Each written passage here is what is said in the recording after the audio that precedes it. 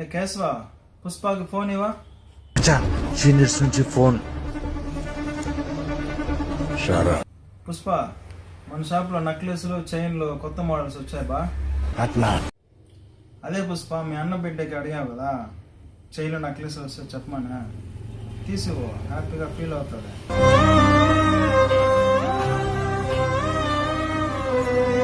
ఆ బిడ్డ నన్ను చిన్నాయన నిమిషాలు పిలిచిన ఒక్క తూడు కూడా పలకలేదు సార్. నేను ఇంకా ఇప్పుడు కూడా పలకపోతే ఆ పిలుపుకు విలువే ఉంటది. అయ్యో అవునా, అట్లయితే మరి మన షాప్కి తీసుకురావచ్చు కదా.